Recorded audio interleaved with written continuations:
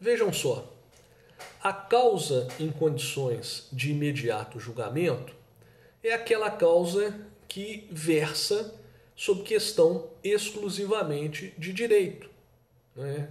Quando vocês estudaram a teoria geral do probatório, vocês aprenderam que o direito ele independe de regra, de prova, desculpem.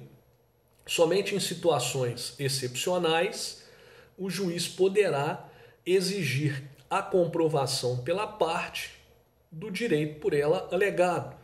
O caso, por exemplo, do direito estrangeiro. Então, o magistrado poderá exigir que a parte comprove a existência e a vigência do direito estrangeiro por ela alegado. No mais, a parte não precisa comprovar o direito. O que compete à parte é precisar corretamente os fatos e ao juiz dar a esses fatos o devido enquadramento legal. Então, se o tribunal reconhecer a possibilidade de aplicar, de uma das hipóteses, de um dos incisos, de aplicação de um dos incisos do parágrafo 3º do 1013, versando a causa sobre matéria exclusivamente de direito, ele poderá proceder ao imediato julgamento do mérito. Também poderá ocorrer quando a causa versar sobre matéria de direito e sobre fato, e os fatos estiverem suficientemente comprovados. Aqueles fatos debatidos naquela causa independem de outras provas além daquelas que foram produzidas pelas partes. As partes produziram prova documental suficiente para que o tribunal, aplicando um dos incisos do artigo 1013, parágrafo 3º, possa proceder ao imediato julgamento daquela causa. Então, os fatos ali são provados exclusivamente por prova documental. E as partes produziram a prova documental que dão ao tribunal condições de analisar o mérito sem a necessidade do processo retornar à comarca de origem. Para vocês entenderem como que a coisa se dava na vigência do CPC anterior, de 73. Vejam só, vamos imaginar que o tribunal, reconhecendo a nulidade da sentença por falta de fundamentação, ele dê provimento à apelação para cassar aquela sentença.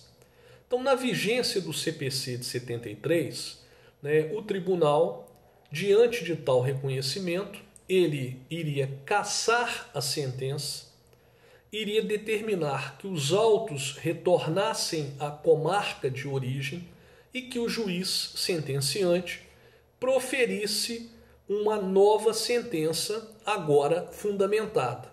É isso que acontecia na vigência do CPC de 73.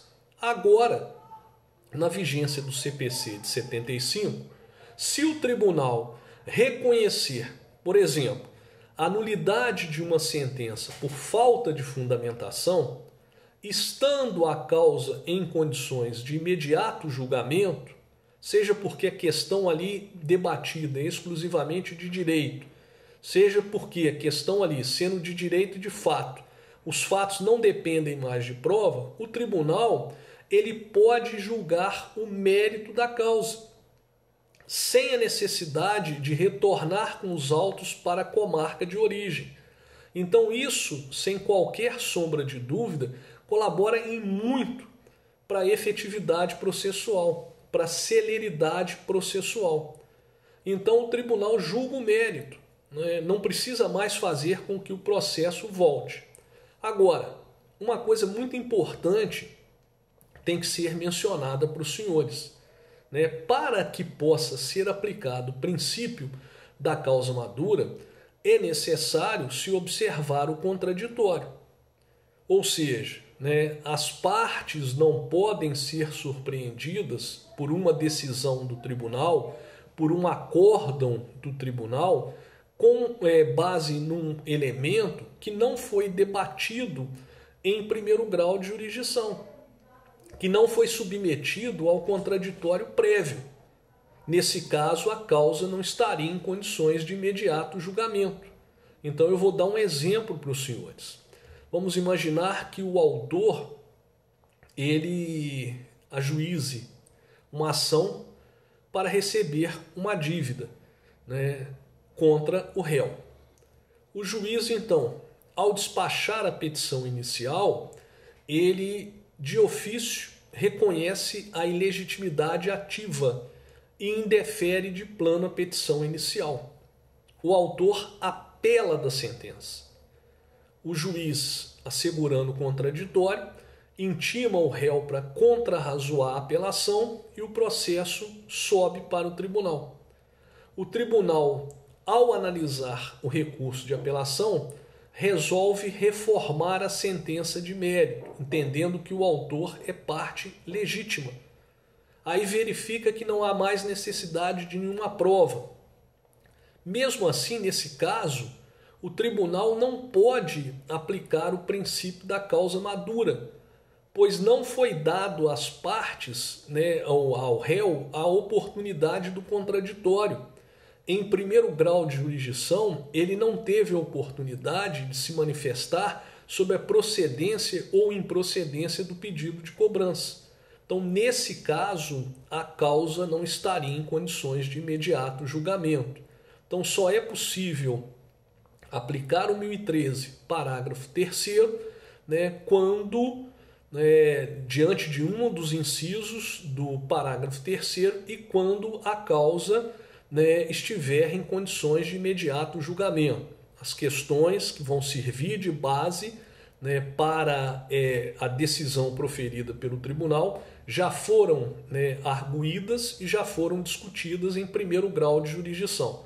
Só assim será possível aplicar o princípio da causa madura. No próximo vídeo, nós analisaremos, né, as questões de ordem pública e aquelas questões que não são alcançadas pelo efeito devolutivo.